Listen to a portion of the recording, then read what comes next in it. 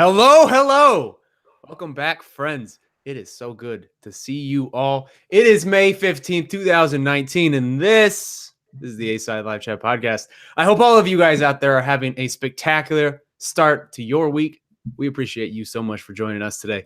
There is a lot to talk about today. It has been a busy week. But before we do that, let me bring in my co-host for this week. Joining me on today's program, he is Ireland's finest, the man behind the spectacular Eurobash podcast, the master of the heel hook, the OG of the Erie. Thank you so much for joining the program. Petesy Carroll. What is up, Petesy? Welcome to the A-Side.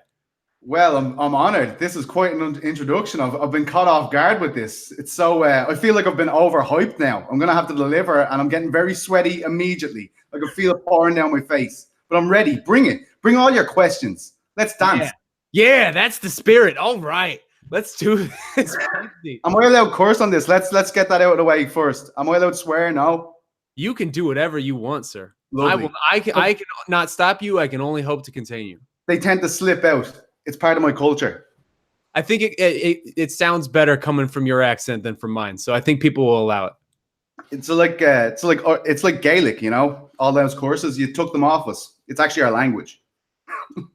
Cool. So I think a few things happened since we each spoke last week. UFC 237 and Bellator 221 both brought plenty of violence, but also a little bit of controversy for each this past week. Plus, Nate Diaz is back. Tony Ferguson is back. Frankie Edgar is fighting Max Holloway. UFC Rochester is ahead this weekend, and a whole lot more. But as we always say, this is your show, so we will talk about whatever you want us to talk about. You can ask us a question on the MMA fighting page below. Any question that gets 3 recommendations, those will turn green and get priority. Or you can ask us a question on Twitter using the hashtags the A-Side or chat rappers. Quick reminder that all of the MMA fighting podcasts have been merged into one feed, which means subscribe to MMA Fighting. You'll get the MMA Hour on Mondays, this man's show, Eurobash, on Tuesday, the A-Side on Wednesdays, and the MMA Beat on Thursday. Subscribe on MMA Fighting wherever you get your pods. And with that, Petesy Carroll, you ready to do this? Let's dance. Let's dance. Hook it up to my veins. I want to do it now. Oh, I love the energy. Let's do this. Come on. First up, coming from the MMA Fighting page, is our good friend G-Reb77, and he wants to know about Jon Jones on DC. Honest and respectful, or selling a future fight? He writes, you probably saw Dan Hardy's interview with Jon Jones, where Jones seemed extremely honest and respectful talking about DC. Looking at Jones and DC's history, the gracious respect almost seemed a little suspicious. What did you make of it? Secondly, he said he won't fight DC at heavyweight because he feels he will have a disadvantage at the higher weight. What do you make of that statement? Jon being honest, or is he selling a future heavyweight fight against DC? And let me throw this to you for your first A-Side question, Petesy. What do you make of Jon Jones talking about DC? Yeah, I was completely caught off guard by that, to be honest. I saw the interview with Dan Hardy, and I just started immediately thinking, like, I don't know if you saw, he had a bit of a verbal altercation with Choi Lewis Parry on the Friday at a fitness expo in England. And when I was watching him being interviewed, I was like, is this guy seriously jet lagged or something? Does he just not have the energy to talk some smack about Cormier today? Because it just seems so out of character, you know? Even Dan Hardy seemed a bit like, whoa, when he was saying it. So very strange. And the heavyweight fight is the one I want to see. I've seen it at 205 twice. You know, I think the heavyweight fight is the way to go, really. If you ask me, that would be the most interesting contest they can make between the two now. So that's something I would definitely like to see. But obviously, Jon threw a bit of water on that there. But, you know, I don't believe him. If you know what I mean? I don't necessarily take that at face value. You know, you saw the interaction between these two guys when they thought the cameras weren't running. You know, there's some serious beef there. There's some serious hostility between them. I would say his tune will change quite significantly the next time he talks about Daniel Cormier. That's what I expect anyway. I don't know. I think I took this in a different way than a lot of people, because when it seems like these days when Jon talks about Daniel and is asked about Daniel, he's being nice and he's being respectful, but almost in a way where he's sort of grinning out of one side of his mouth. Because he just knows that I'm up in this series and that this man has never beaten me and maybe never will beat me. And like, I'm just always going to have the eternal big brother edge on this guy. And so I think him being nice in the way that he was being feels to me like a way that he knows will bother Daniel more than just going, balls to the wall, insulting him. Just being nice and kind of complimenting him around and needling him just a tiny bit. That to me seems like a much more subtle way to really just mess with Daniel and get DC riled up than I guess the trash talk to me. Are you saying that, like, if he was to go full on heel and start talking all types of stuff about Daniel, that would actually support the idea of a fight between them happening? And on the, like, what you're saying is he doesn't even want to entertain that. So being nice and humble about it and saying how great Daniel is, that isn't actually feeding the fire for that potential fight, the third fight between those two guys. I don't know if it's as much about a fight, because I think John would welcome a third fight because he's already beaten the man twice. I mean, once technically, but twice. We saw heavyweight. You think he'd welcome it?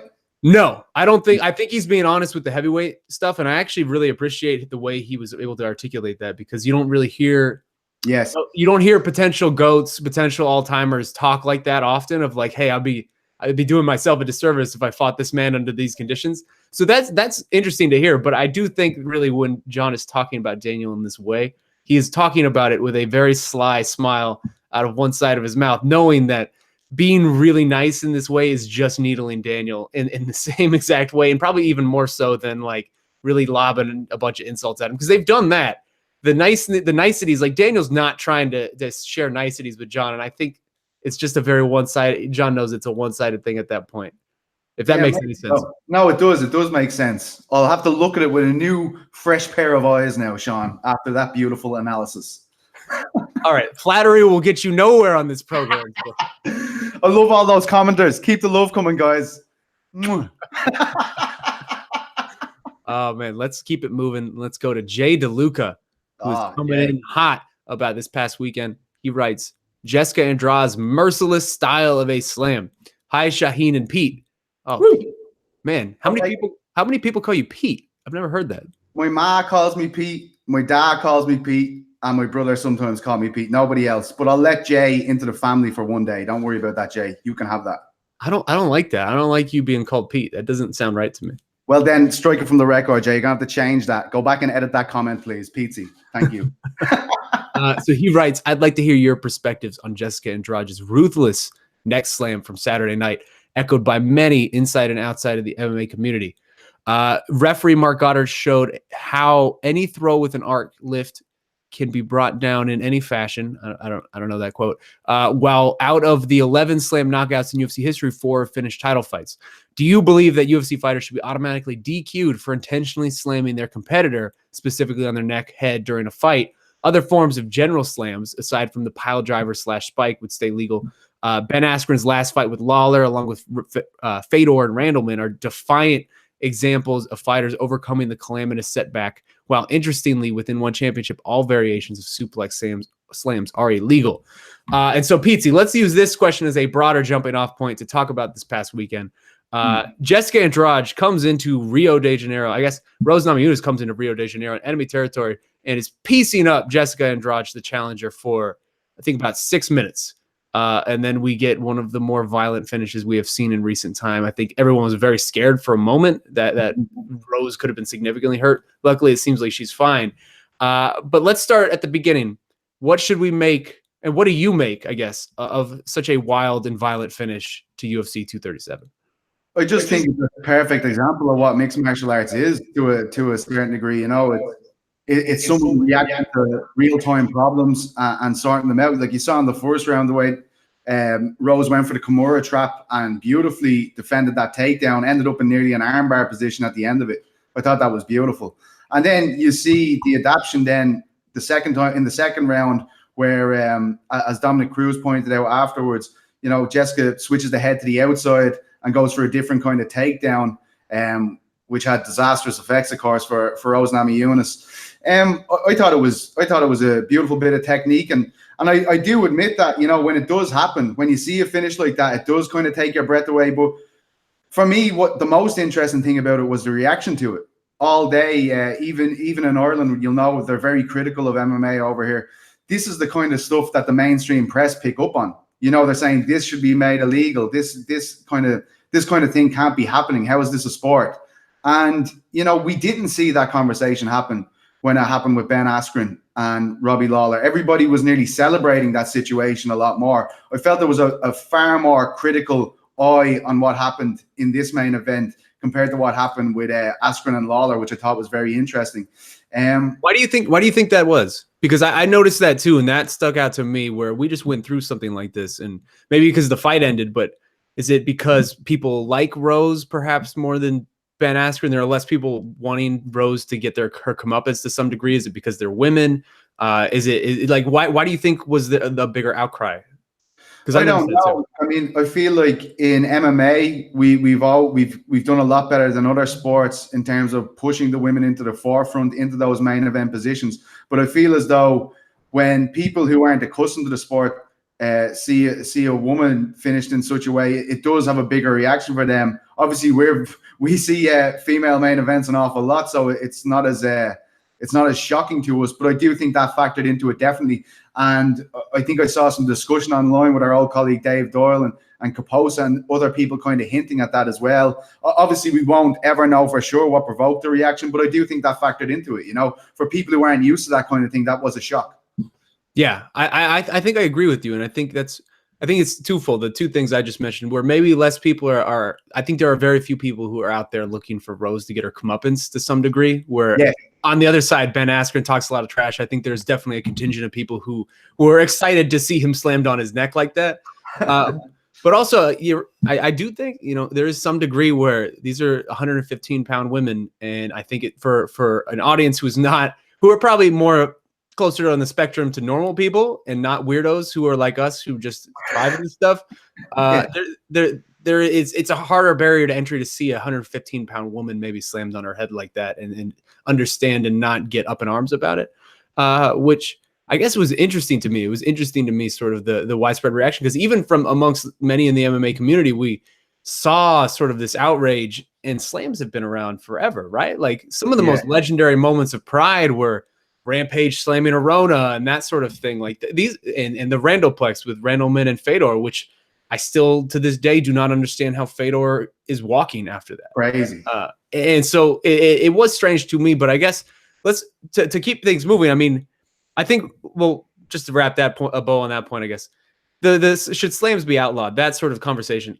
I'm firmly in the camp where no, I mean, they should not at all be outlawed. Spikes are already outlawed. If you like purposefully spike somebody on their head, that is already outlawed. But Rose Namajunas was holding on to a submission. She could have let go and gotten herself away from that.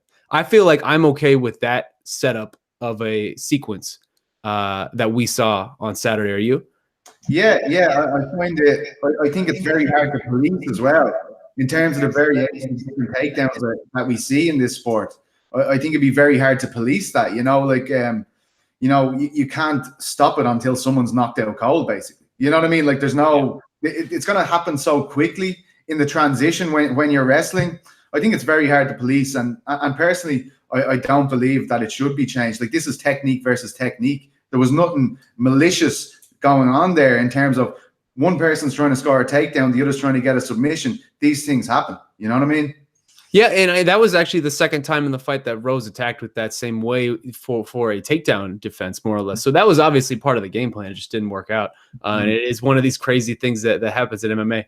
Like when you look at how brilliant Rose was in the first round, like, I mean, that was just unbelievable. I think that's one of our best performances to date. And I do think if you look back at Joanna's performance against Andrade, the jab played such a big part in that as well. And I wouldn't be surprised if Rose looked at that a lot, because up until that point, Rose's first round against Jessica, no one had been able to fight Jessica like Joanna did, as far as I'm concerned. Yeah. And that's a perfect segue to the question I want to ask you, which is, also really quick, Petesy, move your microphone a little bit more in front of you. All right, sorry. Jesus, here we go. Oh my God, he's like a dictator. The audio's cutting out a little bit for us. Is that good? I also think you have your microphone backwards, buddy. Oh no, my microphone backwards. What do you mean? The blue sign should be facing you. This is the front yoke. Look. Oh, so you mean here? So I flip it around this way. Yeah. Oh my God! Now you're coming in good. Everything. Look at this. Learning on the spot with Al-Shatti. This is the wonders of a live show. Oh my God. What a time to be alive. And lean it away from you, man. Lean it away from you. What you mean, lean it away from me? This is getting very complicated. Here. Lean it away. Other way. This way. Yeah. There you go. Keep going. Here. Keep going. Oh, wow. More. All right. Is that good? That's perfect. Wow, look at this, huh? Microphone lessons with Shaun Al-Shatti. It's not perfect, but we're gonna settle with that. So I'm getting back to the question I need to ask you. So you had segged really nice where everyone was talking about, Rose had this spectacular first round. Does that mean she should automatically get a rematch? Because I'm seeing a lot of people call this a fluke, and that's a weird way to describe a second round knockout to me. What should be next for Jessica Andrade? Should a rematch be next, or should she be funneled in, keep the line moving, go down to somebody else? I see a lot of talk about Tatiana Suarez and Nina Ansaroff. You know what I mean? Like that fight could be big. But I mean, after Rose getting knocked out, it's very hard to kind of plan for, let's do the rematch. I mean, Rose doesn't seem to be decided on what's going to happen next with her either, based on her comments after the fight. So it's very tough for the UFC to try and put that fight together, I'd say, immediately, So I don't really know. It's a tough one. I guess they're going to have to ask Rose. I wouldn't be against it. I mean, if Jessica wanted that time off and Rose was happy to come in, I wouldn't be against it. But, the division can develop in the meantime, and we often see this, you know what I mean? The fights that happen all around this title fight could decide who's next. And I think a lot of people are hot on other contenders in the division, so it's going to be interesting to see what happens. I don't know if we need to be, immediately thinking about this right now. That the fights just happened. Let some things play out, and then maybe we'll see what's next from there. What do you think? To me, it seems like there's three courses of action, right? Because it's either the rematch, it's either the winner of Suarez versus Ansaroff, or somehow it feels as though Michelle Waterson has also reached this conversation, which I think that last one maybe is the most surprising to me. I understand she's a marketable fighter, and yeah, she's been around for a long time. She's sort of paid her dues, but she's only won 3 in a row. And I don't know that any of those 3 have been particularly crazy impressive. I felt like she lost the Courtney Casey fight, for example. To me, it feels like the obvious answer is the Suarez Ansaroff winner, because both of those women have been on crazy tears. And that was sort of what we assumed was going to be next for a long time until Michelle Waterson entered this conversation. I also just, I guess, I understand. Okay, I don't want to say I don't get it, because I do get it, but I don't agree with this conversation about an immediate rematch, because at some point we're lowering the bar for immediate rematches way too much. Rose Namajunas has been a champion for a little while, and she's only had 1 title defense, and she's only really faced 1 woman, and that was Joanna Jędrzejczyk. Why does she deserve an immediate rematch? Is it because of the way this fight went? Because she was dominating for 5 minutes and then lost? Because if that's the reason, there's a lot of different fights you could point to where people were winning and then lost in title fights. I don't know that is justification for an immediate rematch when there are actual contenders waiting in the wings, and not even just one. There are multiple, as we've already mentioned. To me, it feels like the Suarez versus Ansaroff winner is the obvious go-to, and I'm actually surprised to see as much immediate rematch talk as we have. Yeah, and Nina's a good, if Nina managed to get through Tatiana, which is no mean feat at all, I mean, it's a great story with her and Amanda, you know what I mean? That's a fantastic story, to have a couple with 2 championship belts, with 3 championship belts would be unbelievable, you know what I mean? I think her run has really gone under the radar, to be honest. Nina, she's been in fantastic form. Yeah, absolutely. And I tweeted this on Saturday, but I mean, Tatiana Suarez is a woman that at this point, I think a lot of people have earmarked as a potential champion for a long time. Yes. Jessica Andrade versus Tatiana Suarez is maybe one of my most wanted fights for 2019 now, because the way those 2 styles would clash, the tractor against the crazy wrestler, the Khabib-like wrestler who could just suffocate you, that is fascinating to me. I need to see how that would play out. And I don't see that kind of finish happening to Tatiana Suarez. You know what I mean? Exactly, yeah. Imagine the amount of transitions she has from different wrestling tie-ups, from different clinches. It's just not going to happen against her. Like, I mean, she's going to be Jessica's going to be the one fending off the takedowns in that fight, you'd imagine, you know? Yeah. So if you're UFC matchmakers, what do you do? What's your final call? Yeah, I'd probably wait for the winner of Ansaroff and Suarez. I think that's probably the best option, especially like, Rose badly KO'd there. Like that, she got a big knock there. I mean, is that the right way to do this? Kind of wait to see when she's 100%. Because look, I only interviewed Stephen Wonderboy Thompson there a couple of days ago. Initially, he was saying to Luke Thomas on the MMA hour, I'll be back by Greenville, in June, when his knockout had just taken place in March. But after, cooler heads prevail, he realizes, no, I need a lot more time off just to make sure that I'm 100%. And who's to say Rose won't have a kind of a revelation like that as well? Yeah, that's a great point. And we don't even know if she's going to fight. Like, we don't know if she's going to fight again. So what's the point in putting your eggs in that basket, That's a great point, and I think we actually are going to talk about that later on the show. So let's table this conversation for now. We'll move on to the next question, and that's coming another one from GReb77, who wants to know about one of the big announcements this past week: Max Holloway versus Frankie Edgar. He writes, featherweight title fight confirmed.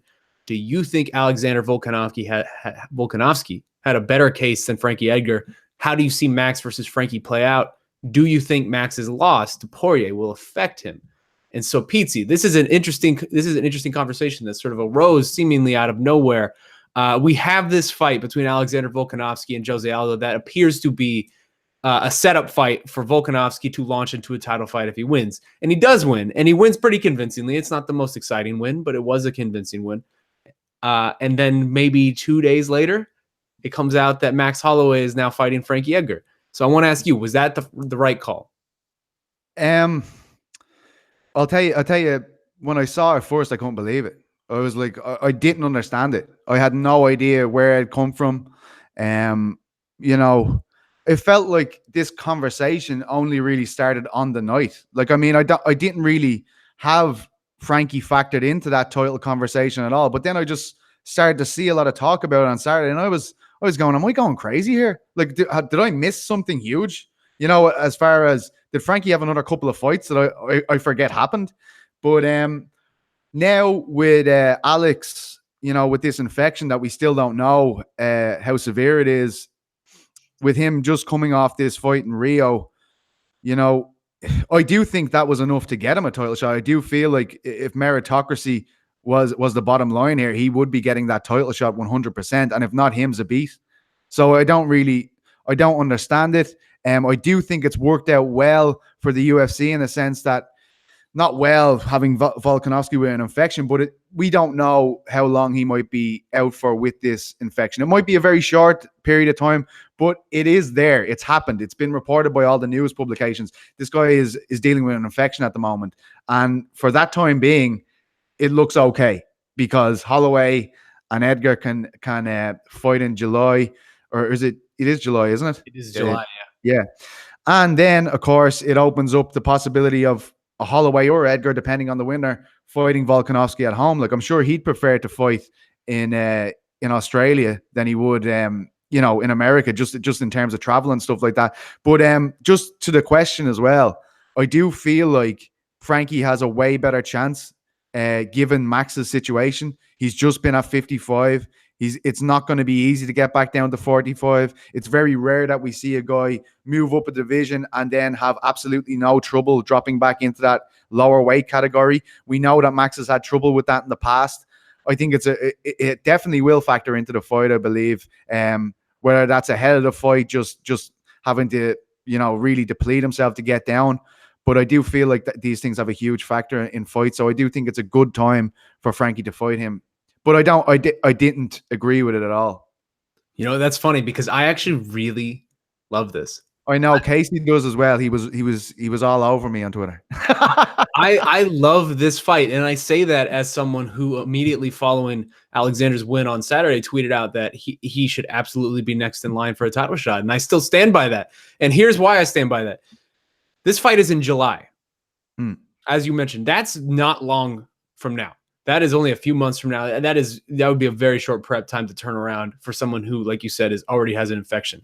Frankie Edgar has put in the work. Frankie Edgar is a legend. I don't need to read Frankie Edgar's resume, but any title shot he gets at this point, unless it's coming off of multiple losses, it's hard to say he doesn't deserve it, especially given sort of the history that he has with Max and how he fought Brian Ortega on short notice and how he's been booked 2 different times to fight Max Holloway at this point. And he just, I think him being the company guy ended up getting in the way of his getting a title shot. So in a way, this is the company paying him back, and I can never be upset about that. The reason I like this so much, though, is because this fight is in July. And like you mentioned, I think Alexander Volkanovski challenging for that title in his home area of Oceania, alongside, the Robert Whittaker, Israel Adesanya fight, that to me is when I want to see Alexander Volkanovski challenge for the title. And that is all the way in August. Or I'm sorry, not August, October. That is all the way in October 5th at UFC 243. There's plenty of time between July and October to book another fight. This feels to me like the perfect setup for Volkanovski to get a very cool homecoming while also taking care of Frankie Edgar, and what I feel like he really did deserve and earn a title shot. Maybe not in this particular moment, but this is sort of a legacy title shot, and I don't mind it, to be honest. I have the height of respect for Frankie Edgar. I think he's an all-time great without a doubt. But I just don't understand the logic of the Brian Ortega argument, because the reason why that fight was so captivating is because Frankie laid it all on the line. He was laying out, he had all the momentum there. He was meant to fight for the title. It didn't happen. Brian Ortega comes in and he steals that momentum. He stole that from him that night, and then he went on to fight for the belt. So, I don't understand why. Let's give it back to this guy who laid it all on the line and lost. But so here are the two alternatives, right? You're looking at an alternative where either Max Holloway is going to defend against Alexander Volkanovski at some point, either really soon, and it would be a very quick turnaround. Maybe it would be this same July 27th date, and at that point, you're giving Alexander Volkanovski no time to recover from this infection and also this fight, or you're putting Max Holloway on the shelf until October if you want to do the Australia show, right? Those are the two other options. I don't know that either of those two options are actually any good options, or at least better than this. Yeah, I mean, like, give me a better alternative.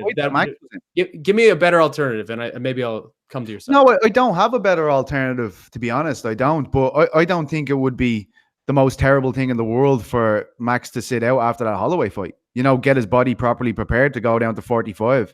I'm looking forward to watch Holloway and Edgar. Don't get me wrong. I definitely am going to be excited for that fight as it approaches. But, I honestly thought we would see Max taking a longer period off. But he was the one that said, when he was going to lightweight, I'm going to defend that belt. I'm going to be back down. I'll move between the two of them. And I think he does like to stick by his word, and he loves to, prove his worth. And this is a fight that's definitely going to do it. So, I don't have another alternative. I wouldn't have been so disappointed if they were going to wait till the later stage of this year to put on Volkanovski and on Holloway. But I guess if the champion wants to defend his title and there's a willing partner there, a willing dance partner there, they've got to make it happen.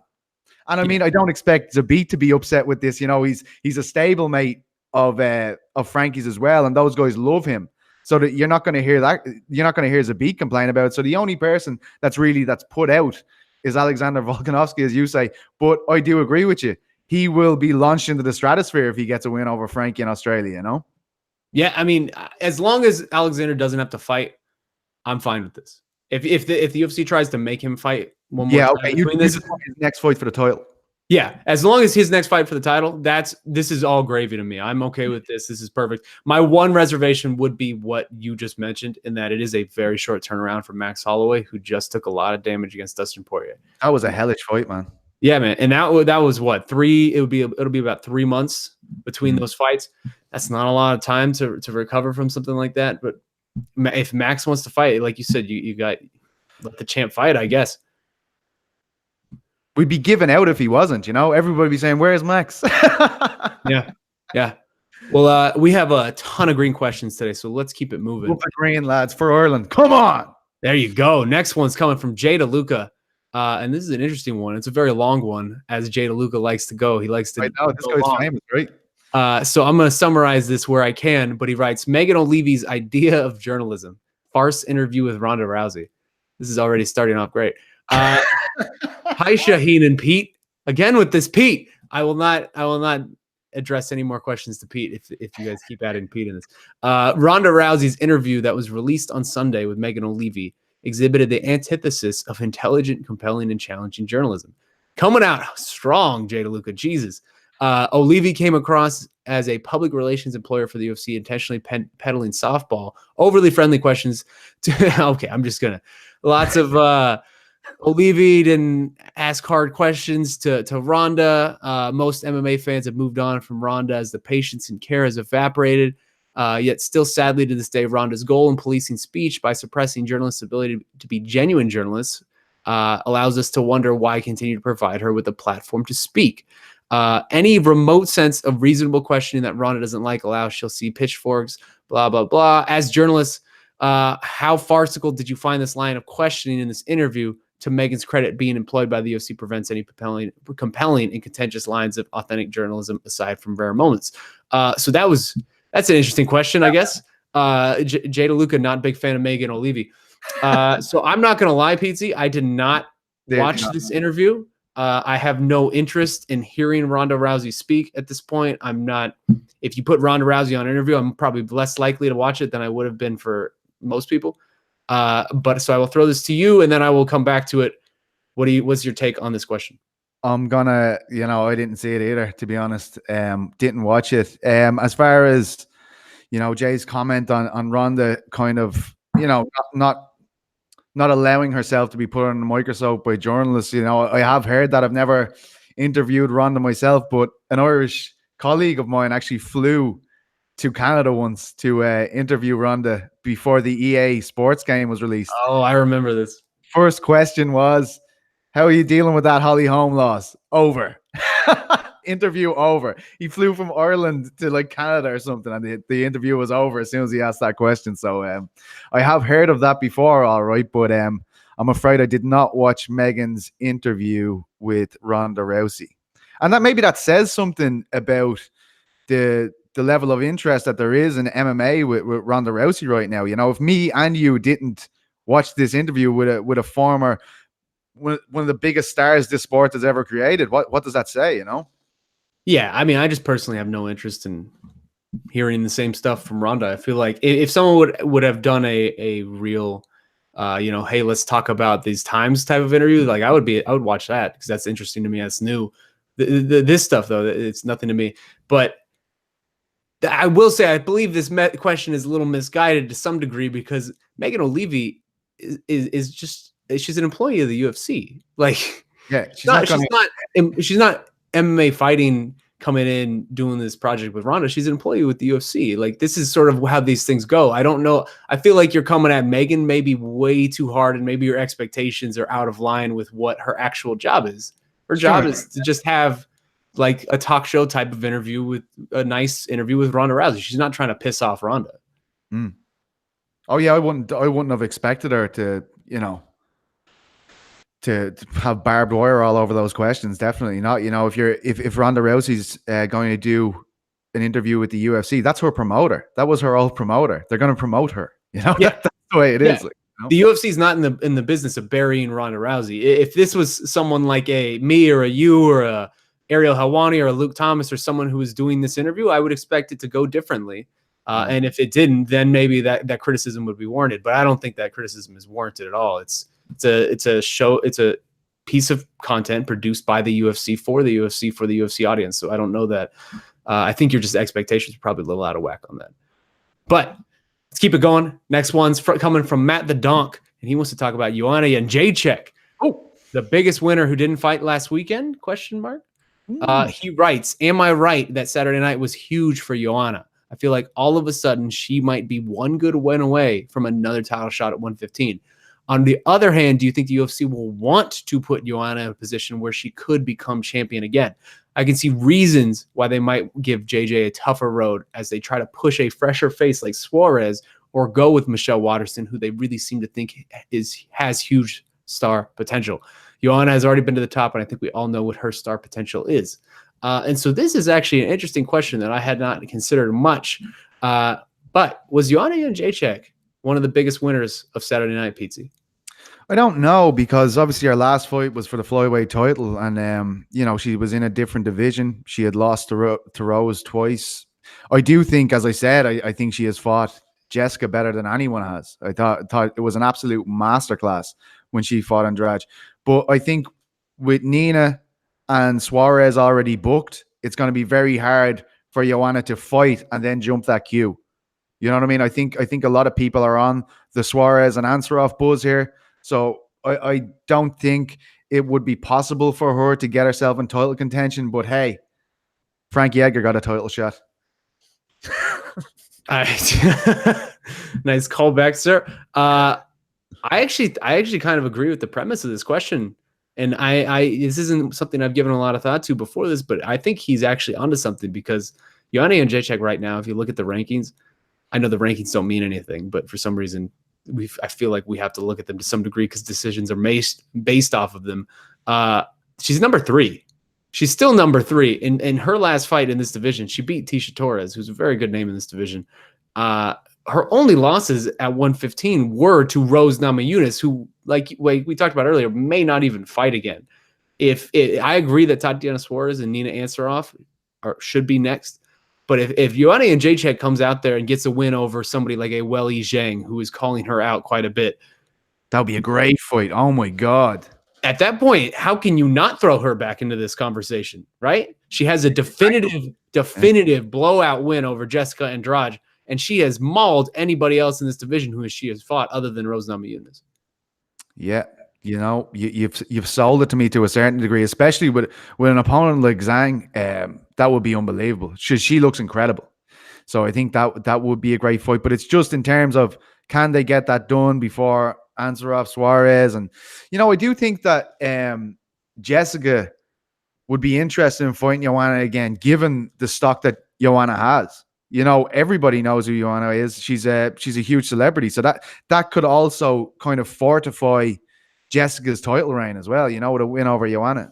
Well, let me ask you, because it feels as though we look at both of these women far differently than we did the last time they fought. Like Joanna Jędrzejczyk has lost 3 times over the last few years, and it feels like her aura of invincibility that she definitely once had has somewhat vanished to some degree. I mean, we have just seen her get knocked out. We've seen her get dominated in decisions. I don't know that people look at her the same way that they once did. Whereas Jessica Andrade has really started cultivating a image for herself as this supernatural destroyer of worlds, just in terms of her strength and her power and the mauling that she can put on women in there. That slam was ridiculous, as we said. Crazy, would you, if these two were facing each other, say next month, would you favor Jessica? Because I think I would. Yeah. You know, when you look at that first fight, though, man, maybe that's just recency bias, but and that happens. But I always find it's very difficult for people to come back and avenge a loss when it's that one-sided. It was basically, you know, maybe not as much volume as we saw from Rose in that first round, but it was the same kind of idea. I felt like Jessica couldn't get near her. You know, so what changes? She's going to come forward with that pressure style that she has, where she's just grinding on you. But if Joanna, who has a fantastic jab, can keep on poking that in her face, it's going to be a tough night, you know. It's a definite fight that they could sell, though, isn't it? You know what I mean? Absolutely. It makes perfect sense in that regard. So maybe I spoke too soon, Jay DeLuca. Who knows? But look, you saw if she got a win over Weili Zhang, absolutely that would open the floodgates, man, 100%. I guess it's, what does Jessica want as well? You know, how does she feel about this? You've just won the belt. Now we're going to put you in against the former champion who handed you your last loss. Go for it, you know? I think she would welcome that. She probably would. Yeah, she seems like she's down for anything, man.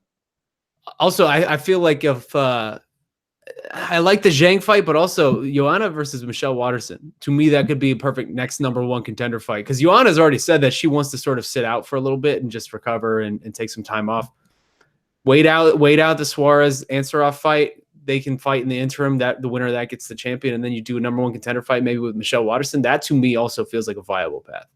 Yeah, absolutely. And that would be a great fight for the fans as well. Very, you know, 2 very different stand-up styles going at it. I think that'd be great. Yeah. Well, hey, let's keep it moving and let's talk to the GOAT 124 who asks about UFC versus Bellator. Who had the better weekend, UFC or Bellator? With Chandler versus Pitbull and MVP versus Lima, I say Bellator are the bigger weekend, he writes. But what do you guys think? Thank you, and keep up the hard work. And so Saturday night was a fun night, man. I don't love the 2 event nights. It's a lot of work, and also I feel like it's hard to pay as much attention to when they're really good fights. It's hard to give them the attention they deserve because you're basically doing 2 screens at once. And at one point, Aldo Volkanovski was starting off at the exact same time as Chandler Pitbull, and it's like, all right, this is like 2 of the fights I wanted to see the most. Why are we doing this? But it was a fun night. Controversy for both events.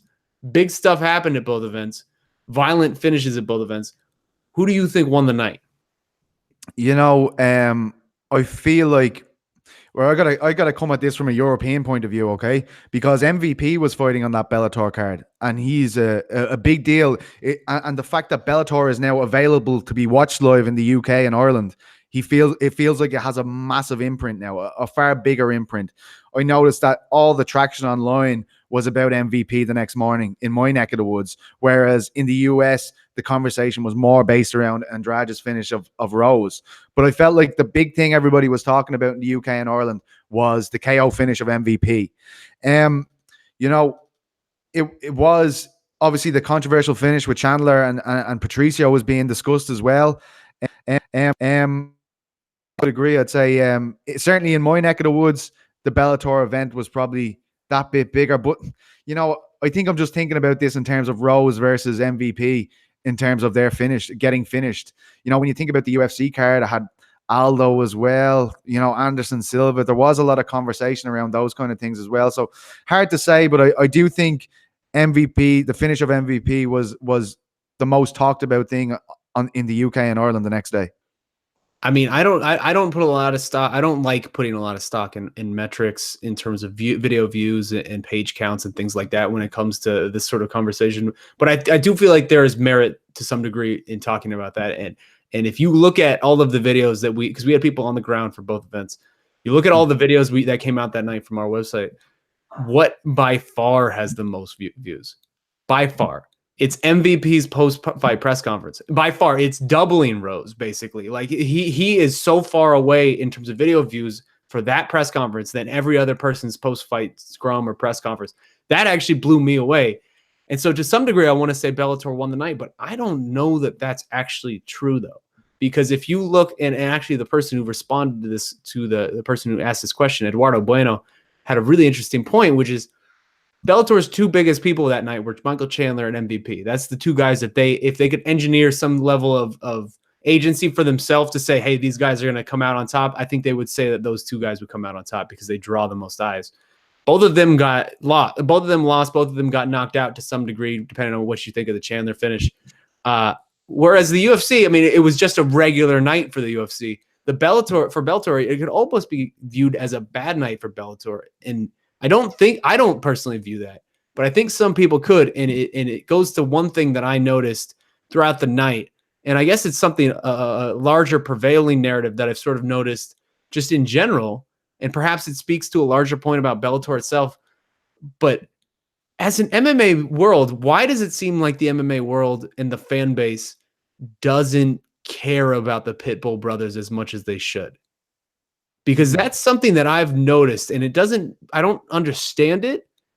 And it's interesting to me because as fighters, they check all of the boxes, right? The Pitbull brothers are probably 2 of the most successful fighters in Bellator history. They're both known for very violent knockouts. They talk trash. They create drama pretty regularly. They have incredible backstories of just overcoming really difficult circumstances. But yet we were just talking about MVP's video views and how high they were compared to everybody else. Pitbull's post-fight interview didn't even break 10,000 views. Like it was obscenely low. And so why is that?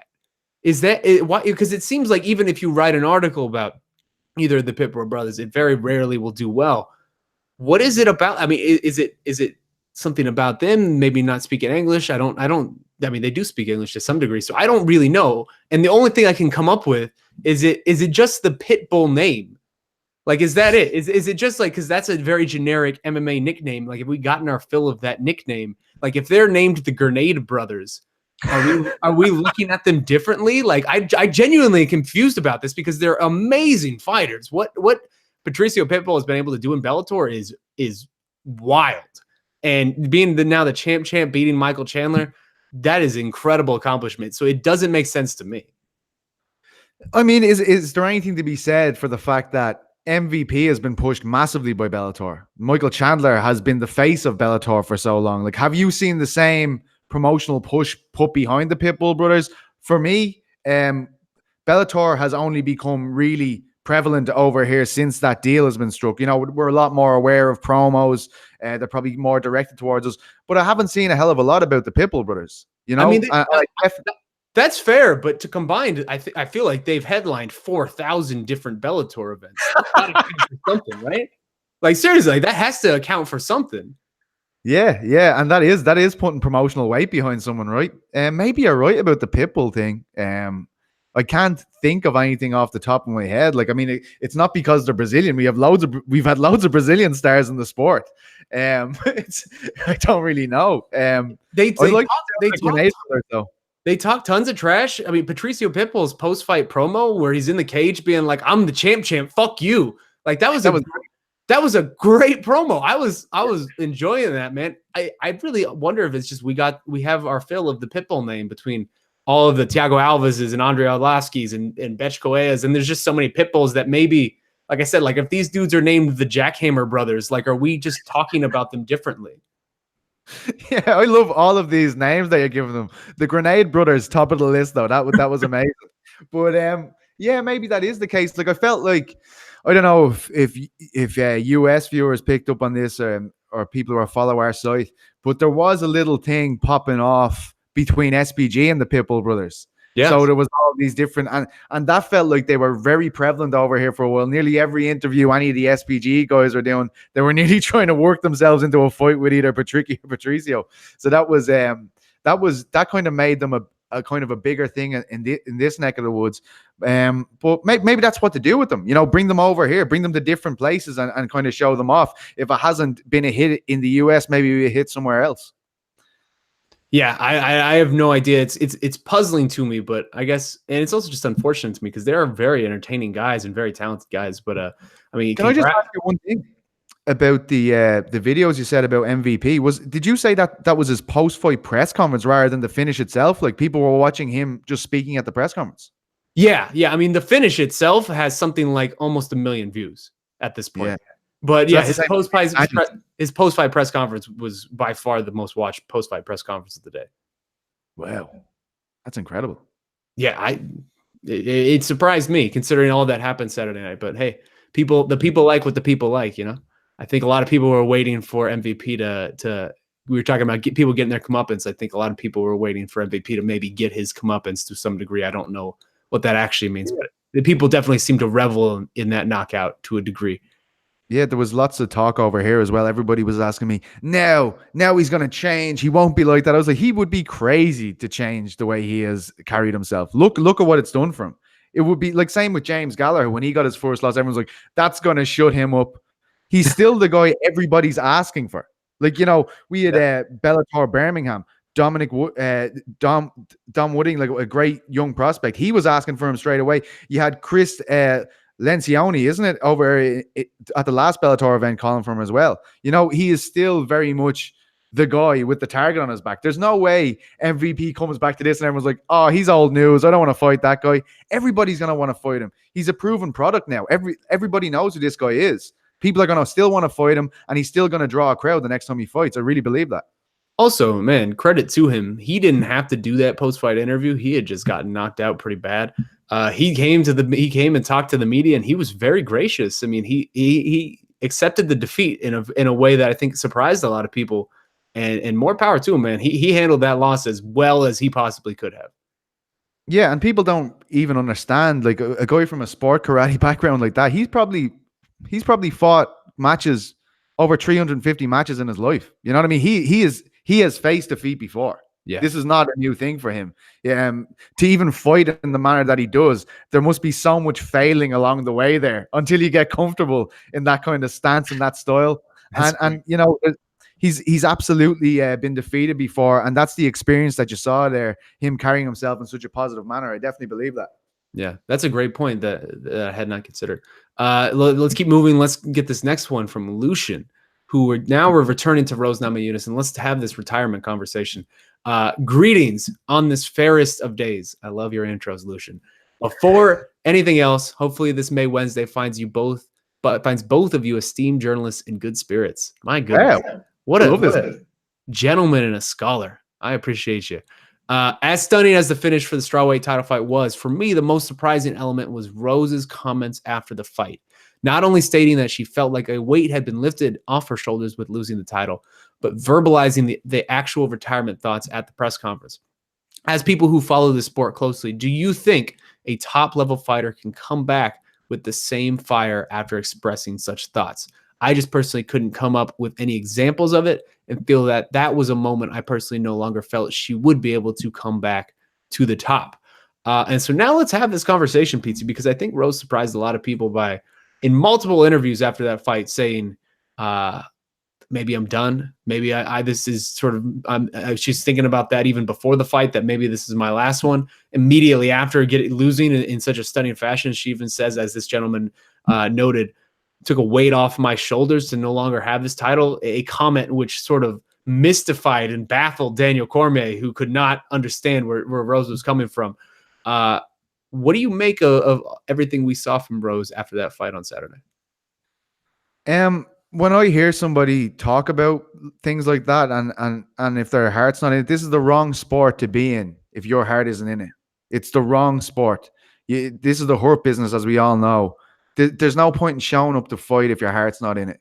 You know, this is something she's really going to have to think about before we see her next. Like a lot of people, just for example, 25-year-old Tom Duquesnoy was one of the most highly touted prospects in all of Europe, in all the world, before he signed for the UFC. He said his heart wasn't in it the other day and he retired. I completely went, that's fine. I saw a lot of people saying, oh, what a waste, what a waste. If your heart's not in it, you shouldn't be in a cage. You shouldn't be in a cage fighting someone with 4-ounce gloves. It's too dangerous. Look at the finish the other night. Like there's no doubt about it that that's a dangerous situation to be in. And if your heart's not in it, you shouldn't be doing it. Like I honestly feel that way. She'd be a huge loss to the sport, but I think she's putting herself in danger by going in there and fighting if her heart's not in it and if she half-arsed it, honestly. I have to say I wasn't as surprised as I think I maybe should have been. And yeah, I was.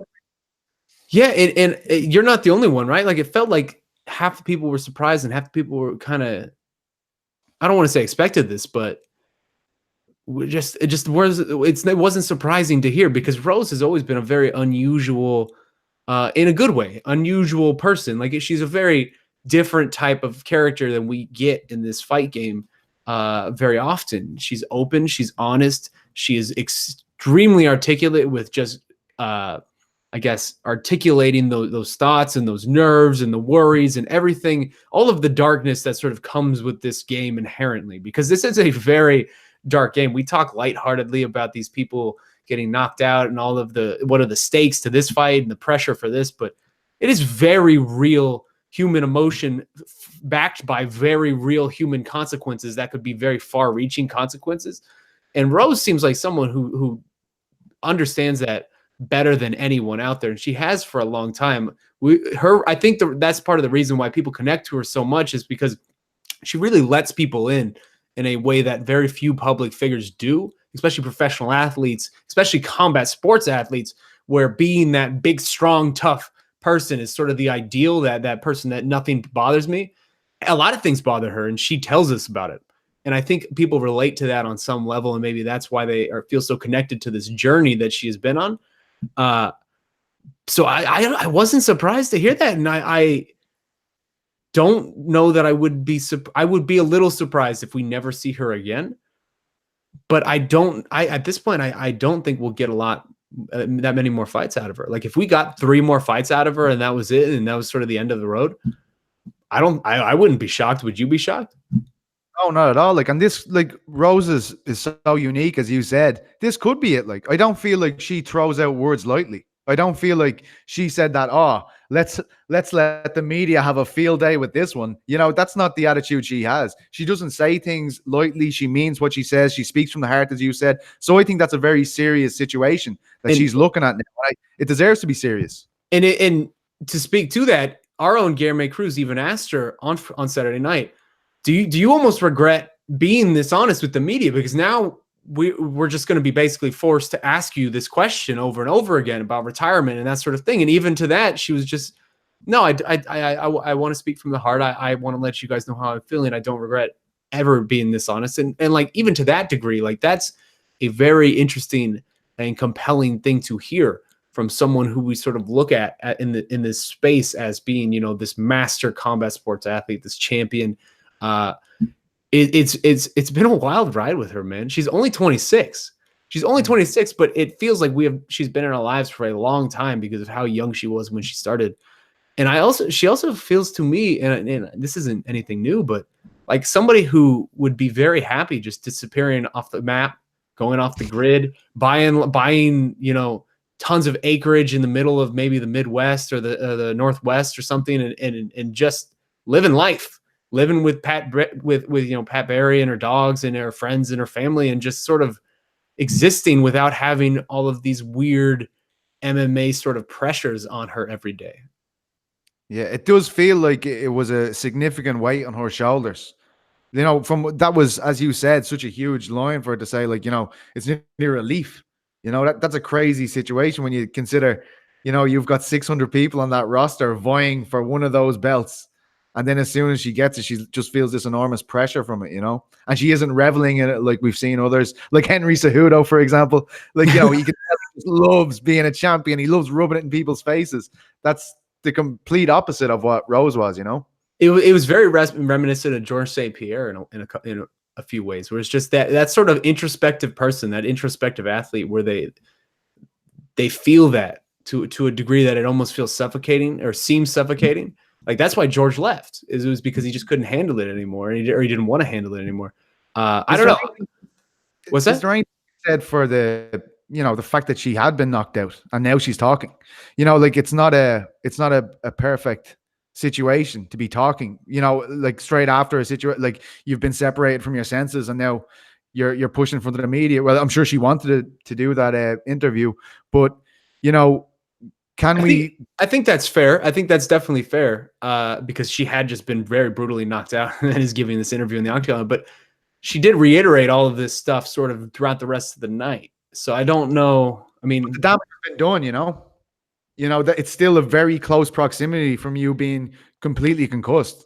You know, like, so I'm just saying, like, I mean, I'm not forecasting that she's going to do a complete 180 on this, but I just think that needs to be factored into it as well. Like, you know, we don't need to go back to the whole Stipe tapped situation there with Alistair over him, you know, but it is a real thing. You know, this is real life stuff there, you know? Yeah.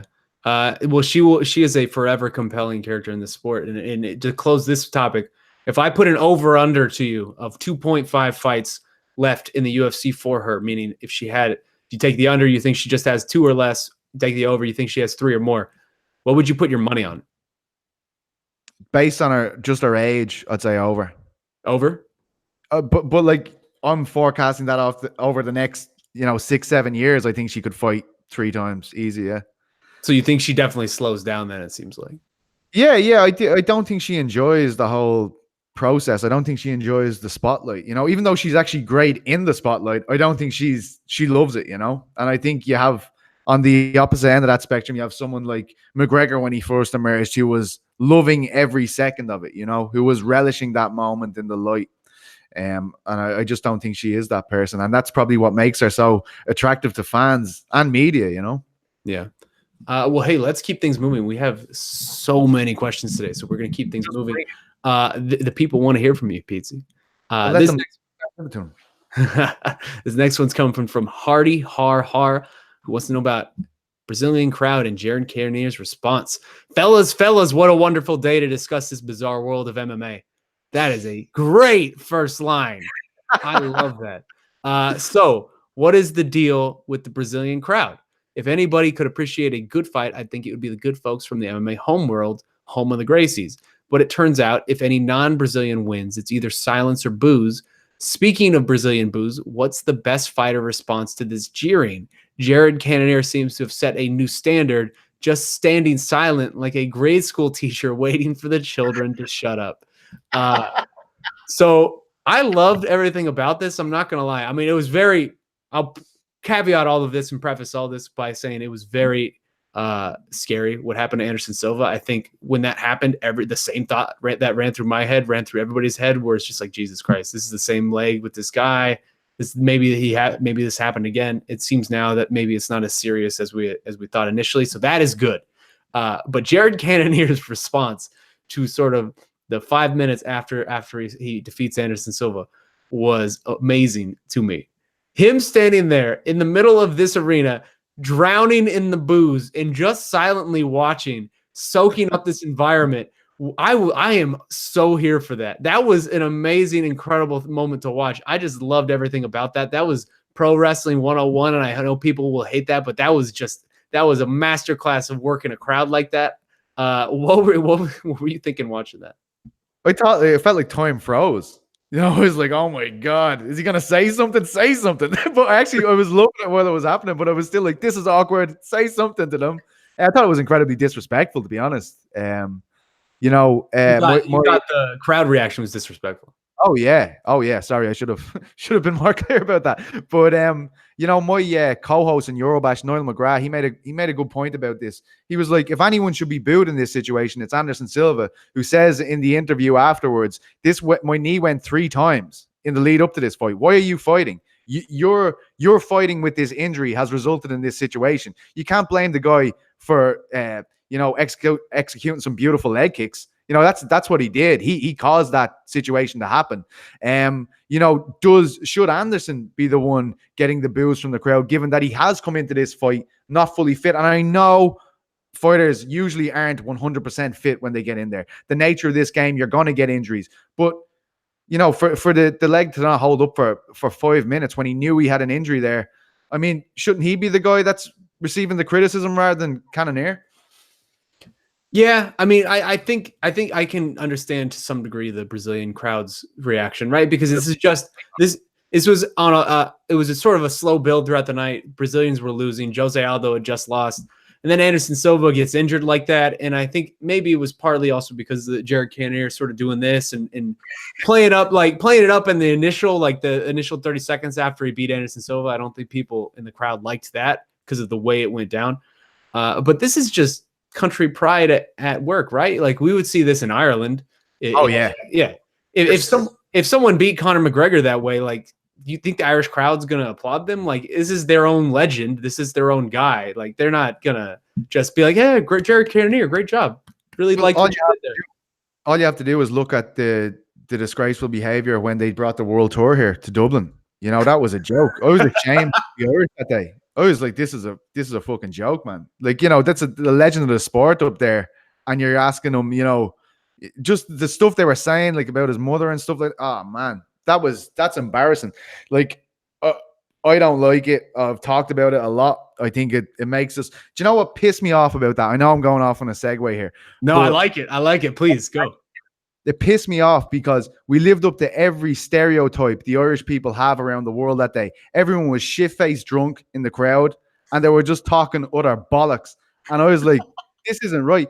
I'm glad Neil Seary got on the microphone later on that night and said, that don't think we're all like that. There's some real MMA fans here who want to hear what Jose has to say. It's just the drunk animals making a joke out of us. So yeah, I don't like that kind of stuff. I think Cannonier played it very well, and it worked out in his favor because he was very composed in that situation. Like, can you imagine how bad? Like, if I was in that situation, I had like all the 10,000 odd people booing at me, I'd shit my pants. You know what I mean? He just dealt with it so well, man. Like water off a duck's back. Yeah, I don't think I would handle that situation well, but I'm not. That's why I'm not in there. I guess my last thing I want to add to this. I'm really impressed by Jared Cannonier, man. That is a really interesting man who has really done this late in his sort of athletic life. Like, he is in his mid to late 30s, and he's a guy who started at heavyweight. He's come down now to middleweight, and he's finding real success. It seems like his marriage with the MMA lab here in Arizona is a really good marriage. They work together really well, and they've gotten the best out of him. And he is a fascinating cat. Like, if you listen to our own Guilherme Cruz's interview with Jared on Media Day last week, he's a really interesting guy who has gone through some wild experiences in his life. Like, I'm sort of here to see where Jared Cannonier can go and what his ceiling is in this 185-pound division. how about the fact that he was on the verge of being cut at 205? He was 2 losses in a row at 205. If he had taken another loss before dropping down to 185, actually, if he had lost in his 185 debut, he could have been looking at his marching orders. And now he's got 2 very much talked about finishes in that division. And suddenly a lot of things are happening for him. Talk about a resurgence, talk about a 180 in terms of his career trajectory. It's a brilliant story, you know? Yeah, I mean, what, 2 back-to-back first-round finishes over David Branch and Anderson Silva? Like, that's legit. Yeah. Well, hey, let's keep things moving. Next question is coming from, let's see, it seems like K Tweaks had a question, but then it was answered by Eduardo Bueno. So we'll let that one sit. Thank you, Eduardo, for getting that. This next one is your specialty, Petesy. K-Lev21 wants to know about Conor McGregor.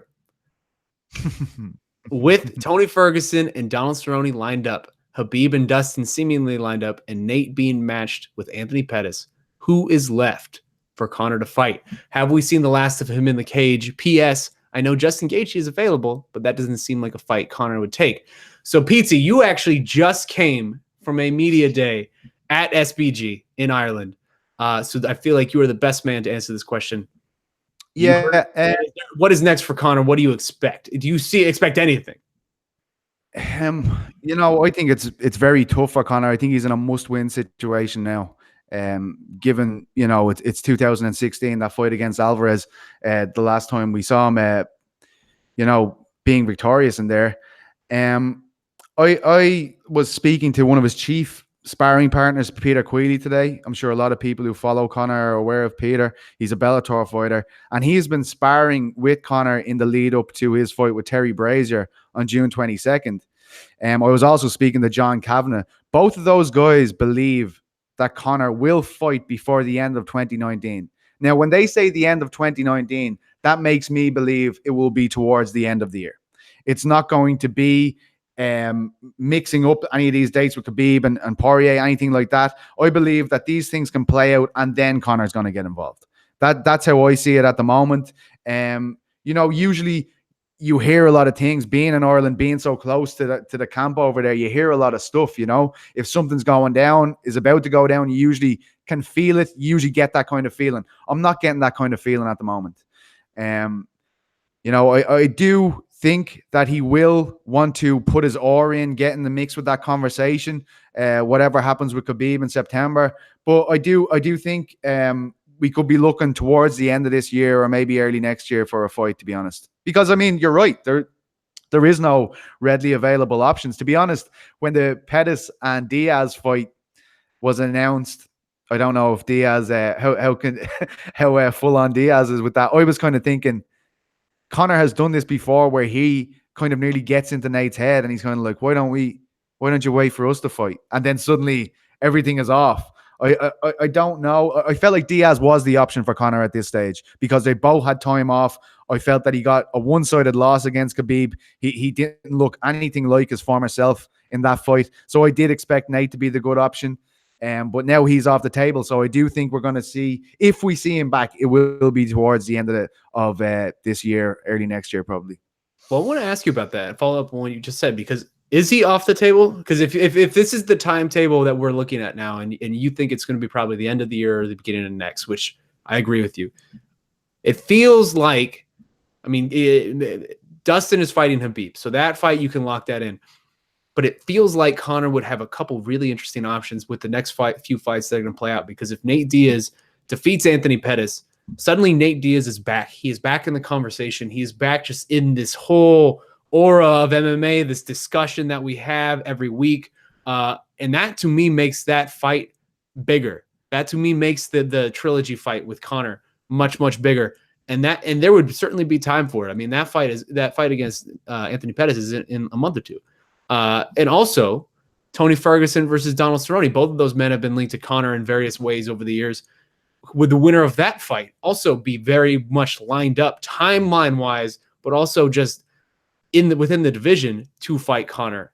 So then you have, because either of those, Tony Ferguson or Donald Cerrone, they have a history with Conor. Both, you could sell either of those fights. So to me, it feels like one of those three guys, Nate Diaz or the Tony and Donald winner, if Conor can't come back and fight for a title, one of those three guys would seem like the obvious next step, and they would all sort of be lined up for him, just timeline wise, I guess.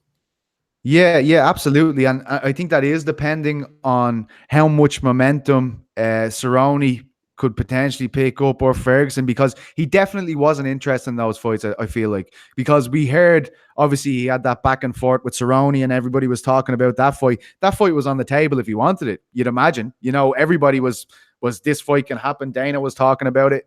But around that time, when I was speaking to people close to that camp, all they were saying is all he's talking about is Nate and Khabib. And I really feel like that's what he's going to be looking at regardless of the situation, unless something crazy happens, unless someone goes into the stratosphere, either Ferguson or Cerrone. I feel like McGregor is focused on either Diaz or Khabib, and something would have to change significantly for him to take his focus off those two guys. All right. Well, hey, that is good information. Let's keep it moving. Now I'm catching myself. Y'all always make fun of me for saying "well, hey" a bunch, and now I'm like super aware of it, and like that's definitely my transition between questions. So I'm gonna try to stop that because I just literally caught myself doing it again. This is why you shouldn't read the comments, but I just can't help myself. I always read the comments. So let's see. That's my new one. Let's see. Next one's coming from Marty from Nebraska. I don't know that any of these are questions. Seems like he just kind of wants me to read his thoughts. Do it. I don't know that I want to entertain this. I don't want to encourage this. All right, I'll do it once, but we're not going to deal with these type of questions later. Can we stop pretending, and it's a point-by-point list, that MVP was close to being considered a legit contender, that we don't see Scott Coker's GPs are even worse than Bjorn's, that Frankie Edgar is not a legit contender for the belt, and everybody wanted to see Max versus Volkanovski, that anyone cares about Henry Cejudo, that Jake Hager is not a dummy, and finally that nobody cares about Bethe Correia, and she manages to be worse than Hager and Cachoeira combined. Those are not questions. Next time, ask us questions, Marty from Nebraska, or write a blog post yourself. I am going to continue moving on. And this I enjoyed it. This next one's coming from Combat Chief, who wants to know about Nate Diaz versus Anthony Pettis, as we were just talking about. I am really pumped for this fight, he writes. Nate is the better boxer. Pettis has trouble with pressure fighters, and Nate has insane endurance. Shaun, Peter. Oh, now we're getting Peter. Break down this fight and talk about where a win puts each guys. Thanks. So I was surprised when this one was announced. It seemed to come out of nowhere. Having heard from Duke Rufus, now the coach of one, Anthony Pettis, it feels as though this was something that was sort of negotiated behind the scenes with Nate Diaz's team pinpointing Anthony Pettis and sort of just reaching out to them and them working it out and then bringing that to the UFC, which is a very interesting.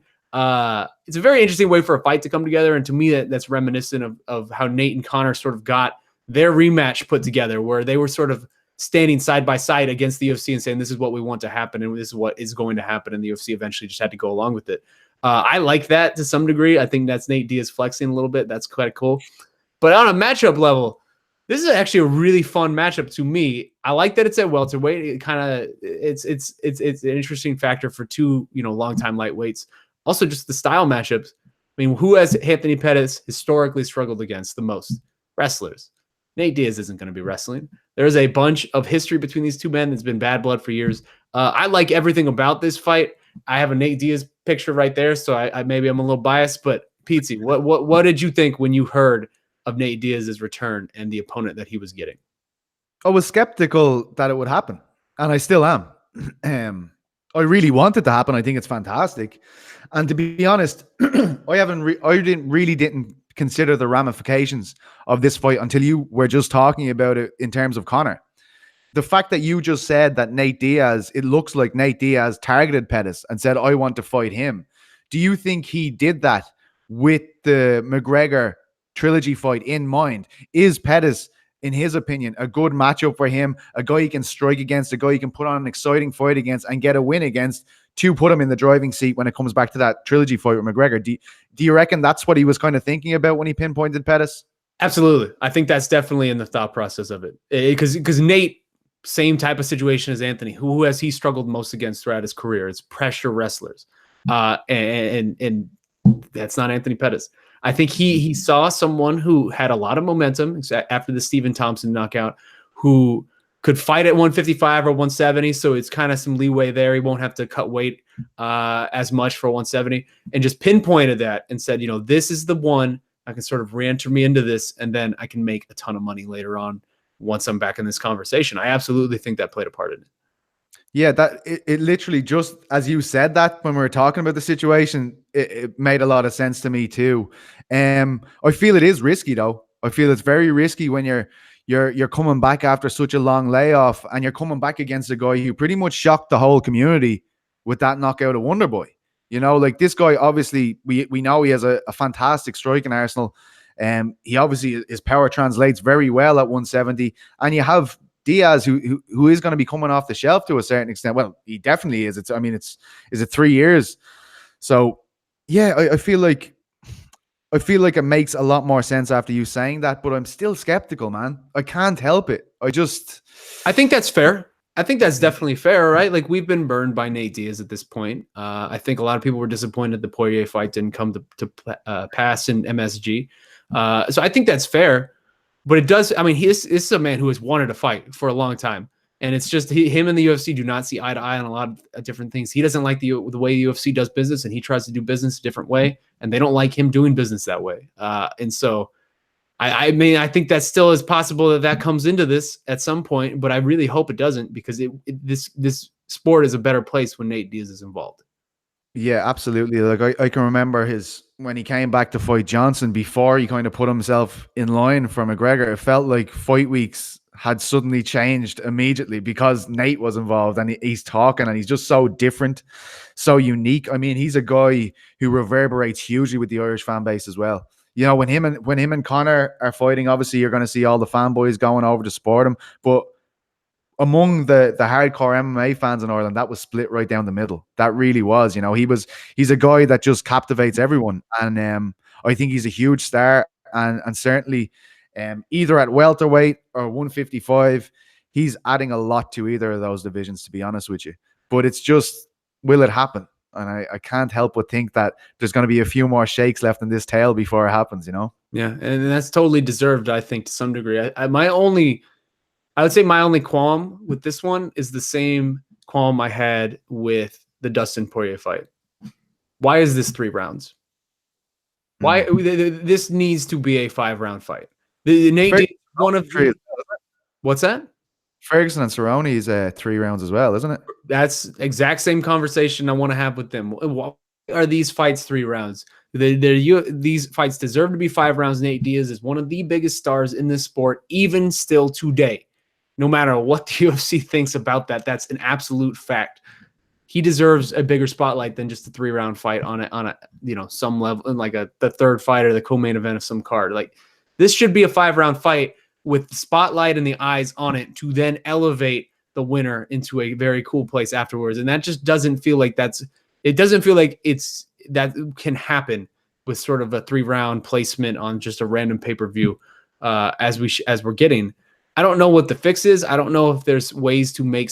I mean, obviously there is. The UFC can do whatever they want, but I don't know if it's that you just make special stipulations where certain contendership fights are 5 rounds no matter what. I don't know if it's just you try to target these type of fights for ESPN shows rather than pay-per-views. But how are we not getting 5 rounds out of this? This needs to be a 5-round fight, especially all the history between these two men. Both of them, especially Nate Diaz, just being a snowball rolling down a hill type of guy. He gets better with each passing round. This needs to be 5 rounds. Yeah, and I feel like both of those fights, what we mentioned, Pettis, Nate, Cerrone, and Tony, those are the kind of fights that that could absolutely go 3 rounds, could go the 15 minutes, and people are going to have that feeling. I can imagine Twitter that night. Why isn't this a 5-round fight? And I feel like it might have been you who kind of said this to me before, or I listened to you on a podcast talking about it. Like, maybe that once you're in the top 10, and you're fighting for those positions right before the title, maybe then it should be a 5-round fight. Maybe we need to put some stipulation in there, because I feel like both of these fights should be 5s. They're main events every day of the week on any card. So why not do it? And I do feel like people are going to be pissed if one of these goes the distance, because I feel like there's so much more to see in these kind of contests, especially as you said, Nate grows as the fight goes on. And so if Pettis has a great first 2 rounds and Nate has a brilliant third round, what is everybody going to say at the end of that fight? Yeah. If it goes, and I can see that happening. And Cerrone's another guy who does that. Yeah. He tends to grow as a fight goes on. Same with Tony Ferguson. These are the ideal candidates to go 5 rounds. You know what I mean? Really. So that's what gets me. That's what gets me. Just because it's so arbitrary, right? Because this weekend we're going to get Kevin Lee and Rafael dos Anjos. They're going to go 5 rounds. Those are great. Both those guys are great fighters. No disrespect to either of them, but I think if we were given a choice in front of us of, hey, here's 3 fights, the 2 we were just talking about, and then this weekend's fight, you can pick 2 of them to be 5 rounds. I think every person who's an MMA fan on the planet would pick the 2 that are not 5 rounds to be 5 rounds. And so it's really just arbitrary of where you're getting thrown onto the schedule. If you're headlining some show in Montana, somewhere you're going to fight in 5 rounds, whether you deserve it or whether that fight deserves it or not. It's a little too arbitrary for my taste. Like, should they bring in a stipulation where you're ranked a certain amount once one of those fighters is involved? It needs to be 5 rounds. Like, that could lead to some horror shows as well, believe me. But there's definitely, I think there's definitely a way to do case by case. I mean, some people will say it's not fair, but nothing in this game is fair. Frankie Edgar, a toilet shot. With that, let's keep things moving. This one's coming from Lodovic, and this is the last one on the MMA fighting page. Tony Ferguson. We just talked about this a little bit, but let's get a little more into it. Hi, guys, but especially Shaun, my fellow Tony Ferguson groupie. Wow. Well, I'm insulted, frankly. Let's keep this moving. Hey, Lodovic is a saint. I will not stand for Lodovic hatred on this show. Could you guys share your excitement for his return? How do you see the matchup with Cowboy? Are you surprised / disappointed the fight is not a 5-round main event, as we were just talking about? Will Cowboy's trademark activity be a huge factor, especially considering Tony hasn't had MMA as his main focus recently? Is it good or bad? It was made just only a few weeks away. And is there anything else that came to your mind when the fight was announced? El Cucuy is back, guys! Exclamation point, exclamation point, exclamation point. Thanks a lot. So, this is the last big fight announcement that we have had over this past week, and it was a good one. It was also a very, very short notice. I mean, this fight is going on next month within a span of weeks. So it came together very, very quickly. Tony Ferguson changed management, and he wanted back in, and he got back in. Tony and Donald Cerrone is getting a very quick turnaround here and a chance to really put himself at the peak of the title conversation very quickly. I love everything about this fight. I think that is no surprise to anybody who watches this show. I am the biggest Tony Ferguson mark on the planet. I'm glad he is back in this. I hope he is well mentally and just everything going on in his personal life. But I am psyched, or I'm stoked, I should say, for the return of El Cucuy. Yeah, no, I definitely am as well. I admit that I'm late to the Ferguson party. I wasn't in full adoration of him for a long time, but I've grown to love his wacky ways, and he's a fantastic fighter. That was never in doubt. I do worry a little bit about the situations outside of the cage that we had with Tony, and I do hope he's all there, all together, and he's in his full faculties. That kind of stuff just worries me all the time when I see that, and maybe that's maybe the only reason why I'm kind of like, this is very short notice, but by all accounts, under new management, this is what Tony Ferguson wants. So, I mean, if Tony Ferguson wants it, I'm guessing he feels as if he's in good health and he's ready to go. So it's a fantastic fight.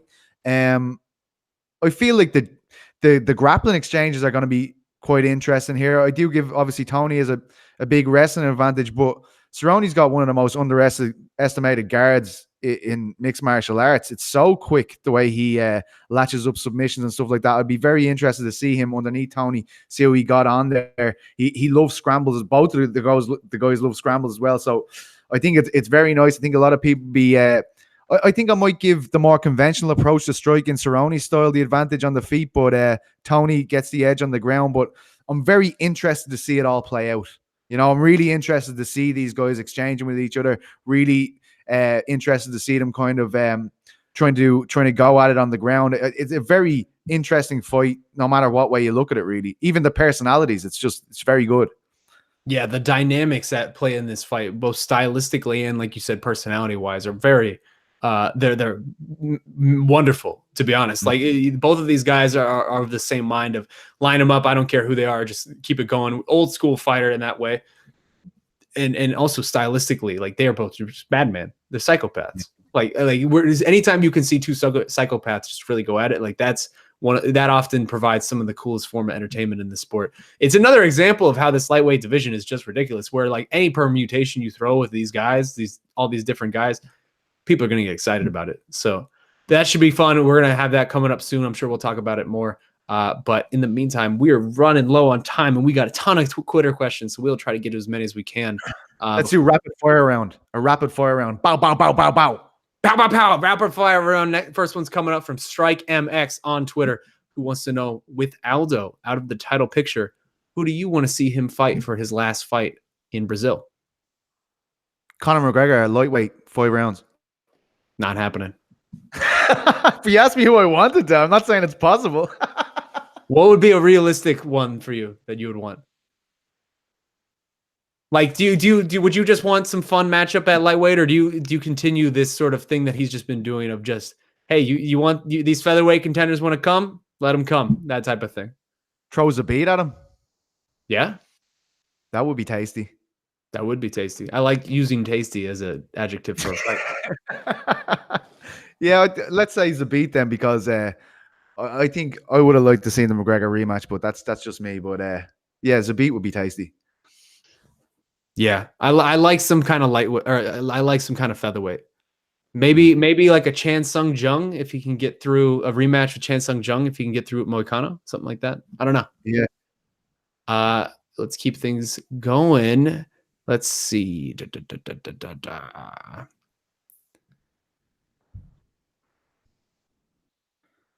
This is a good one. This one's coming from Chris Murphy, who wants to know, there are a ton of great fights at lightweight being made right now. Does this signal that the division is now okay without Conor McGregor in it? Yeah, I think so, to be honest. I do. I feel like it's ticking on nicely. And to be honest, that's the kind of thing that will rush Conor back to action. You know, I feel like if he felt as though he wasn't needed, that would make him want to stamp his foot all over that division and try to put his R in. And to be honest, that's what I feel like he has been doing. This social media stuff. I feel like he's just trying to keep himself in the conversation, and that's pretty much the only way he can do it at the moment. God, you're not wrong about that. The social media stuff, after every single fight, trying to inject himself in that conversation, it gets a little tiresome. I've said that before. It does, man. And especially the last ones, like he's deleting stuff and all. You're like, come on, man. But yeah, I mean, the lightweight division has never needed Conor McGregor. I think as a whole, maybe the UFC to some degree needs Conor McGregor just because obviously he's the biggest star they've ever seen. The lightweight division for a long time has been just fine. I mean, that's the best division in the entire sport, and I'm not breaking any news by saying that. So if any division can survive the loss of a fighter, it's definitely lightweight. But I will say that Khabib Nurmagomedov is not anywhere near the name he is without that McGregor fight. Like when you fight Conor McGregor, you become a superstar, and I feel like that's what Khabib did. Yeah, that's fair. That's absolutely fair. And I think that's maybe if the division needs him to any degree now with whatever he has left, because I don't feel like he has a lot left, it would be to put people over and sort of make them more popular, so then moving forward they can be popular without him. Yeah, I agree. That's a good point. So this next one's coming from, let's see, Denny Rants from Shaun Denny, who wants to know, was Rose Namajunas' first round performance against Jessica Andrade the highest quality round we have seen at 155? Or 115, I'm sorry, 115. Like, you know, you look at even Joanna against Jessica Penne. Remember that in UFC Berlin or whatever it was? That was what I was going to say, yeah. Nasty, man. Any of those rounds. I was going to point to Carla Esparza, but yeah, that's either of those fights. That would be, to me, the highest quality that we have seen at 115. Rose is right up there, but the way that Joanna just crushed Carla Esparza and Jessica Penne with just overwhelming them, that was like watching a big brother beat up a little brother, and the little brother know that this is what's going to happen by the end of this, but there's no way for him to stop it. Like you almost were terrified for those women in there. And this was, you have to remember, this was when Joanna was just introducing herself, and we had got to know these other women through the Tough series. So to see that there's this gulf between Joanna and Jessica Penne at that time was absolutely incredible. And as you said, Esparza, who had won the belt, Yeah. Let's see. What is next? The early numbers. This one's coming from Maze Flare Sword. He says the early numbers for UFC 236 are the early numbers for UFC 236 true under the 100,000 K. I heard that. I think we talked about this maybe last week too, but this is right around 100,000 K. It's probably a little. It's either a little under or a little over, but it's right around there. And I wonder, man, how if the numbers for 237 are just as bad. At what point, if you're a fighter, do you start really, really looking at your contract, especially if you're a champion, and looking at those pay-per-view points and wondering if everything has to change? Yeah, and I really do feel like that's a big factor when it comes to McGregor too. Like the amount of money he was taking in from these boys, and because it's behind the ESPN wall now, will that affect how Conor does business? I really feel like the slightest thing can change how Conor does business with the UFC. So I think without a doubt that will factor into his next contract negotiation. But I'm not as savvy when it comes to numbers and stuff like that with you guys. Obviously, we have a different system over here, but that would be shockingly low numbers for a pay-per-view, right? If they were coming in like that. It would be one of the lowest ever. And I think there's a good chance that this past weekend's will be the same. Yeah, I wouldn't disagree with you. I heard a lot of people forecasting what boys they had, and a lot of people had it on the lower end. It's unfortunate. Do you think the fact that it's in Brazil factored into that would have a big kind of factor in that? No? I think it's just it wasn't the strongest card, and it's just harder to get people to go through two different paywalls now to buy these pay-per-views. You've trained people for 20 years that this is how you buy a pay-per-view, and then you've changed it very suddenly. I think they're going to be feeling this for a while. And I think me and Alexander talked about it last week, where if you kind of look down the calendar and you point to July, I think the big event for International Fight Week will be a big test, because that is a really great card. John Jones, Amanda Nunes, Holly Holm, like there's a lot of good stuff on that card. And if that struggles, then you might know you have an actual problem if you're the UFC. And maybe not even if you're the UFC, because they're still getting their money. More so the fighters. If you're the fighters and that card struggles, it's time to look at those contracts. I really wish they'd put together that union. I know we always say it, but it's it's not happening. So annoying. And then they complain about everything. You're like, listen, lads, you know what you have to do. It's very frustrating, I feel. Yeah. Well, we're running low on time, so let's do one more. And this one is you're not going to understand this one at all, Petesy. So this one's maybe near and dear to me, but this one's coming from Mothra Stan, who says, Shaun, would you fight Justin Gaethje if it meant getting Zion? Yes. I know who Zion is. Come on. Who's Zion? What is your high school basketball player? He's a savage. He was going to be the number 1 draft pick. He's going to the Pelicans. What? Oh, how do you like that, huh? Look at you. Impressive. That's a lot more than I could say about any soccer guy. So I'm impressed by you.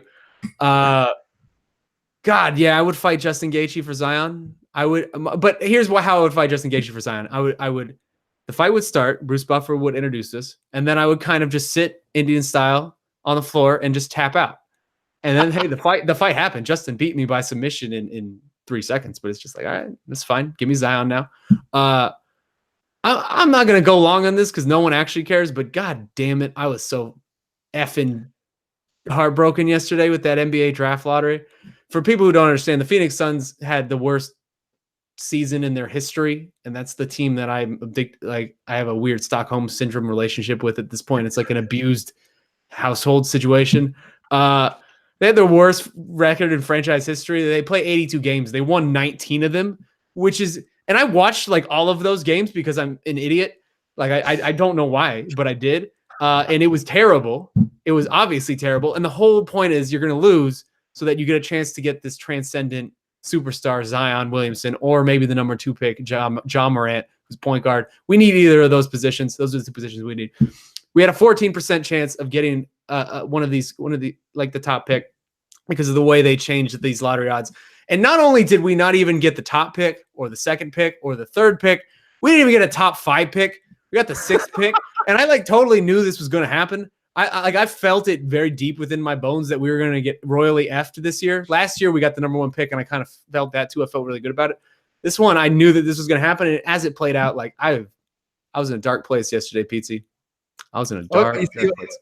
I saw all the reaction to it. I don't understand what the draft lottery is. I just thought you guys had a number based on if you're last, you're the first guy to get a pick, and if you're second, that would be nice.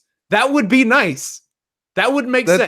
You have a lot of people like just coming last to get Zion, though, wouldn't you? It'd be like a race to get last. Well, that's the part that, and again, I'm not going to go long on this, but that's the part that frustrates me is because so they changed these lottery rules so that hypothetically it was to disincentivize tanking for teams that try to do bad on purpose, like you just said, and then get these top picks.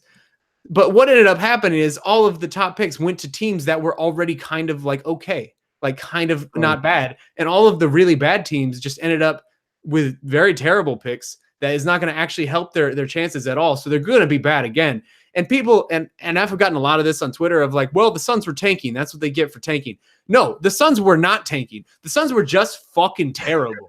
Like we're just terrible. Like we're not tanking. We were trying to win. We're just incompetent and we don't know how to win. And so we're just really, really bad at this. And so now we're just going to stay bad at this. Meanwhile, the teams that actually did tank, the Lakers, who F the Lakers and F the Laker fans for being so entitled. And I'm going on a tangent at this point, but F them. They tanked hard as hell. The Pelicans tanked hard as hell, and kudos to them. They should have tanked. That's what you should have done in that situation. But the Grizzlies tanked. Like all these, the Grizzlies, maybe not. I'll backpedal on the Grizzlies. But the Knicks tanked. Like all of these teams actually tanked. We didn't tank. We're just awful.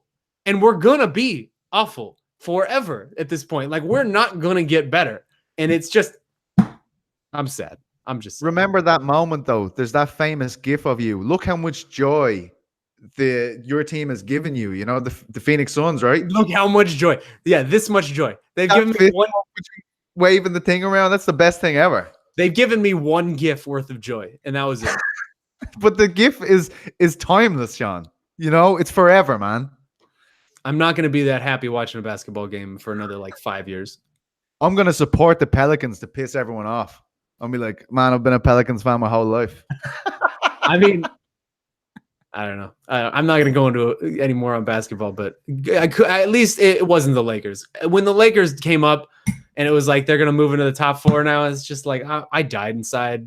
It was just. Because then he'd be with LeBron and everyone else there, right? So that would be like. So undeserved. It's just so undeserved. They've gotten more top 3 picks than almost anyone else for no reason at all. And it's just so undeserved. I'm so sick of them. And they're complaining fans. They're terrible fans. I don't care. All you guys who watch the show from LA, you guys, if you're a Laker fan, I don't. All right. We're going to move on. We're going to move on. Yeah, so he isn't bothered about that at all, actually. He doesn't mind at all. Oh, my God. This is ruining my life, this stupid team. Let me recollect myself. We go into a part of the show now called the promo, where we talk about something important to us. I'm gonna let you go so I can calm down. I'm like sweating over here now. Let me hear your promo, Petesy. What is on your mind? You see, you're all stuck in a vacuum over there in the US, right? I like how this is starting. I like all these questions. Oh, what's going on in the UFC? Do you know that there's other promotions out there? Do you understand that? Yeah. There's promotions selling 60,000 seater stadiums in Europe. Yeah, that's happening. And guess what else is happening? The cup finals over here. You know how huge soccer is in Europe. They're huge, right? This promotion, KSW, they get more viewers than the cup final in Poland. That's how big the sport is there. And none of you even know about it because you're stuck in your UFCs and your Bellator. Saturday night, KSW 49. One of the greatest prospects in world MMA, Roberto Soldic, going up against the greatest prospect in Poland right now, Christian Kazabowski. That's just the co-main event. The main event is Scott Askham, UFC veteran, against Michael Materla, who turned down a UFC contract so he could compete at those 60,000 filler stadium shows. He turned down the UFC so he could do that. He's already lost to Askam, right? That's the whole magic. He's like the Polish boogeyman. He's taking on Askam again. Askam finished him in just a minute the last time. This is going to be a crazy fight, and they're going to decide the next heavyweight contender to the resurgent Phil DeFries. If you don't watch that fight on Saturday, you're not my friend. It's only going to cost you $10 or something, all right? I don't even want to hear about it. Spend your money and come back to me. If you're upset about it, you can cry, do all that stuff, but please give it a go and then thank me later. Shaun, over to you. Oh my God. That was amazing. Well done, sir. Yeah. That was the best promo we've had on this show in a bit. I didn't even, I had the card ready, but I couldn't find it there. So I was just going off the fly of my ass there.